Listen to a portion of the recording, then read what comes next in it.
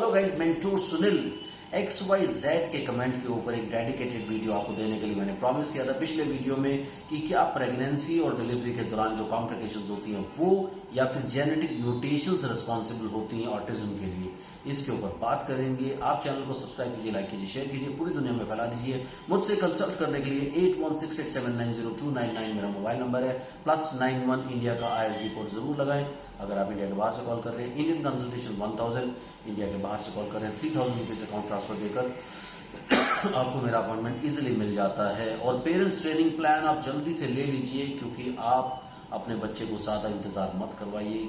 Normally क्या होता है कि 3 साल 4 साल 5 साल कई बार आप सेंटर्स में निकाल देते हैं और उसके बाद जब आप आते हैं तो टाइम निकल चुका होता है। मैं हमेशा बोलता हूं कि जितना जल्दी से जल्दी आप अपना ट्रीटमेंट शुरू कर लेंगे, प्लान ले लेंगे, उतना जल्दी ठीक रहेगा।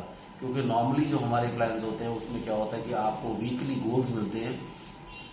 एक वीक का पूरा आपको प्लान मिल जाता है, वो आपको प्रैक्टिस करना होता है। हर वीक आपको रैंडम और प्रैक्टिस वीडियो भेजने होते हैं। उसके बेसिस पर आगे क्या प्लान्स ले सकते हैं, जिससे कि आपको बहुत ज्यादा स्ट्रेस नहीं होती। जब आप कहीं जाना होता है, आपको कमिटमेंट आप करते हैं कि मेरे को वहां जाकर के ज्वाइन करना है, तो 1 घंटा आपको जाने में लगता है, 1 घंटा आने में लगता है। समटाइम्स आपको दूसरे सिटीज में भी जाना पड़ता है और 1 घंटा आपका थेरेपी का, 2 घंटा आप मान लें तो 4 घंटा 5 घंटा आपका ऐसे निकल जाता है। उसके साथ साथ घर पे भी आपको बहुत प्रैक्टिस करवानी होती है। इसलिए बेटर ये कि आप अपना प्लान लें, खुद बैठकर अपनी कन्वीनियंस से अपना टाइम डिसाइड करके घर पर प्रैक्टिस करें, जिससे कि आपकी लाइफ डिस्टर्ब नहीं होगी और काफी सारी चीजें आपको बैठे बिठाए करने को मिल जाएंगी। तो चलिए बात करते हैं कि क्या प्रेगनेंसी और डिलीवरी के दौरान जो कॉम्प्लिकेशंस होती हैं उससे ऑटिज्म होता है या फिर जेनेटिक म्यूटेशन से होता है। ऐसा कुछ नहीं होता। ऑटिज्म एक स्पीच, बिहेवियर, कम्युनिकेशन डिसऑर्डर है, एक सोशलाइजेशन का डिसऑर्डर है, जो आपकी अपनी कहीं ना कहीं 99% ऑफ द केसेस में ऑटिज्म जो है वो आपके स्क्रीन टाइम की वजह से होता है, किसी ट्रॉमा की वजह से होता है, स्ट्रेस की वजह से होता है। जो पेरेंट्स को स्ट्रेस होती है, घर के अंदर प्रॉब्लम्स होती हैं, उनकी वजह से हो सकता है।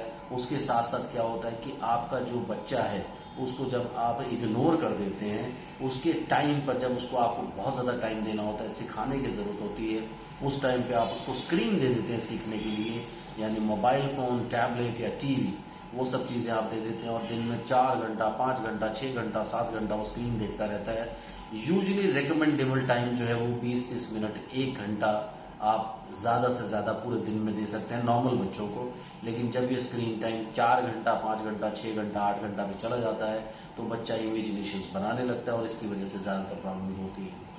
जो जेनेटिक्स की वजह से प्रॉब्लम्स होती है, क्रोमोसोम्स की वजह से प्रॉब्लम्स होती हैं, वो सिंड्रोम के सेक्शन में आती है। यानी वो सिंड्रोम्स होते हैं, उसमें ऑटिज्म जैसे सिम्टम्स जरूर आ सकते हैं, बट आप डायग्नोसिस ऑटिज्म नहीं कह सकते। जैसे मैं हमेशा बताता हूं कि अगर किसी को बुखार हुआ है, किसी को फीवर हुआ है, तो फीवर एक डायग्नोसिस नहीं है। डायग्नोसिस हो सकती है अब टाइफाइड की वजह से फीवर है, मलेरिया की वजह से फीवर है, डेंगू की वजह से फीवर है, या किसी और वजह से फीवर है, तो वो डायग्नोसिस फीवर नहीं है। फीवर सिर्फ एक सिम्टम है। इसी तरह से ऑटिज्म उनमें एक सिम्टम हो सकता है जिसमें जेनेटिक डिसऑर्डर होगा।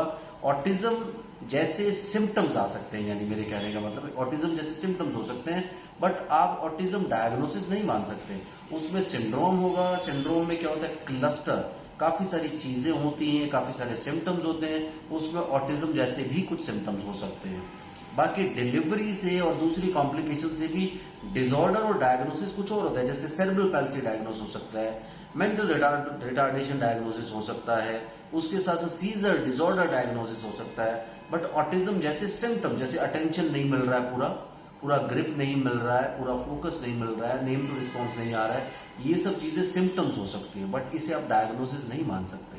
तो इन सब वजहों से नहीं होता। ऑटिज्म, प्योर ऑटिज्म जो है उसके लिए कोई ऐसा रीजन नहीं होता। आप MRI करवा लो, आप दूसरे टेस्ट कर लो, सब चीजों में नॉर्मल निकलेगा बच्चा। लेकिन प्रॉब्लम क्यों होता है, क्योंकि हम लोगों ने उसे टाइम पर अटेंशन नहीं दिया और जो टाइम उसका लर्निंग का था उस टाइम पे हमने उसको खुद सिखाने के बजाय स्क्रीन से सीखने के लिए छोड़ दिया। तो ये एक सबसे बड़ा रीजन होता है। 99% ऑफ द केसेस में ऑटिज्म या ADHD की प्रॉब्लम इसी वजह से होती है। अदरवाइज बाकी सब केसेस में, जिनमें 1% बच्चों में, जितने भी बच्चे हम लोग टेस्ट करते हैं उनमें से सिर्फ 1% बच्चों में ही एक्चुअल क्लासिकल ऑटिज्म होता है। सो आप रीजंस को समझिए, सिम्टम्स को समझिए और फिर डायग्नोसिस पर पहुंचिए। Thank you very much. Keep commenting, ज्यादा कमेंट्स, ज्यादा वीडियोस।